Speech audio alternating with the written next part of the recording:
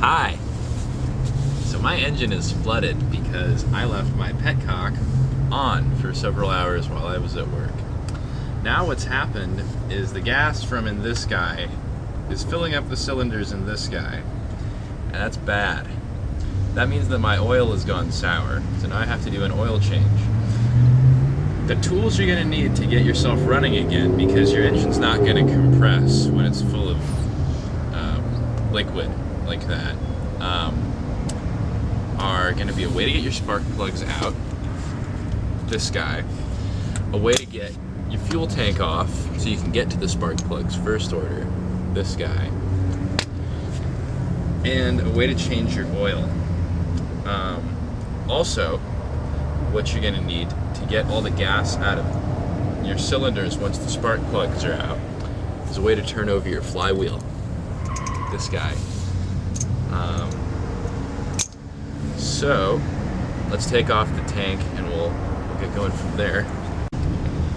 Now when you're in a situation such as I'm in, where your petcock is obviously broken, before you take the tank off, you're going to want to make sure that it's in the off position, because otherwise you're going to be covered in gas very quickly and you're going to be running around and maybe you'll catch on fire, who knows. Probably not though. It'll just get nasty. So go ahead and take off your vacuum tube, take off your fuel line. You're going to get some gas anyway. It's just what happens. And take it off and set it down.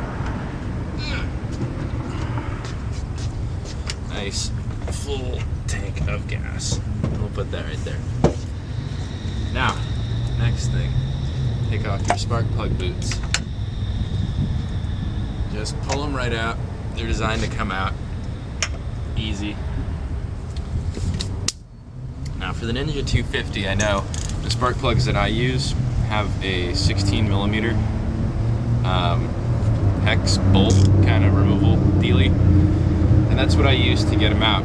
Is this extended long bit that can take the whole spark plug in there, and then a little tiny extender to get it in. This is cheaper than the Kawasaki tool if you bring a ratchet with you.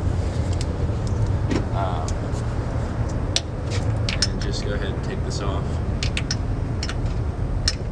Stick it down in there. You might have to dig it into two pieces because it's difficult to get in. Thanks, Kawasaki. And go ahead and just ratchet it on.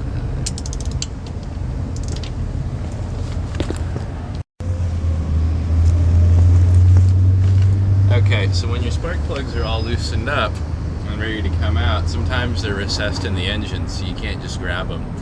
That's when you go out to the store, if you don't have one already, and get a magnet on a stick. This makes it real easy. Just stick it down in there, pick it up by the lead, and bring it right back out again. Here's the spark plug. Now the reason you're taking your spark plugs out is to get rid of any compression in the engine, which might drive more gas past your cylinders and into your oil. You're going to be changing your oil anyway, so at this point it's kind of lost. But it does make the engine a little easier to turn over with the cylinder full of gas, so that's a plus. Now we're going to take off the alternator cover. A way to do that is to get kind of a fat washer like this. I actually wouldn't use a quarter. I would, is the thing. If you asked me a while ago, before I stripped my alternator cover by using a quarter. Now though, I wouldn't.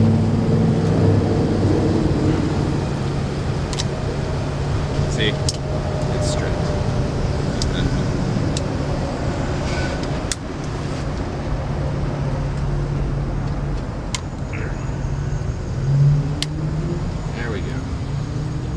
Okay, now what's going to happen when you turn your engine over is all the gas in there in your cylinder is going to rise up with the piston and hopefully go out the exhaust valve. It might go out the intake at first, but hopefully not if you're spinning the flywheel the right way.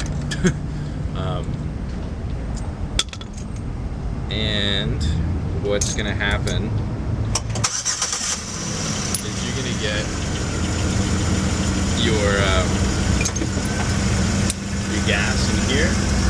It's just gonna go on right through your exhaust. It's actually gonna come out, hopefully at the bottom by this bracket. It's just gonna sort of squeak by that clearance. The right way to go is left on this engine. Maybe you'll see it drip out. Maybe you'll see some gas come out of here. Whoa! There it goes. Did you catch that? There's a lot of gas in there. That sucks. Let's see. Maybe it'll do it again. No? That was it. Okay, so it's starting to come out over here. See? Right at this little exhaust joint. Hopefully you can see the dripping. It's dripping right there, right from that little joint. You can see. And once you get a good amount of gas dripping out, you know, you got a lot out, you've turned the alternator over, you know, at least 10 times or whatever. Just keep turning that, turning that. There's gonna be more and more dripping happening in your little puddle. You could put something there, definitely, to keep that from eating away at your concrete, but I didn't. When you're done with that, you're gonna go ahead and put your alternator cover back on and make sure that's screwed down reasonably tight. You don't want to strip anything with your little washer and your vice grips there. Always carry vice grips in your toolkit. Always, always, always have vice grips with you. And then what you can do is, I'm gonna actually just leave the spark plugs out to let it air out. You know, just any residual gas that's in there. The next step would be to drain your oil, which is why I have this little pan right here. This thing's great. It's, you know, you just position it right over your oil drain plug and it catches all your oil for you. And it'll also catch bolts, like your oil drain plug, which is kind of hard to fish out. You can have a magnet on a stick, but it'll get all oily. It's gonna get oily anyway, but this is nice. So we're gonna go ahead and drain the oil drain plug, and we're gonna want to drain out the filter too. The filter probably didn't catch that much gas, but we're going to keep it because it didn't catch enough gas for me to change it.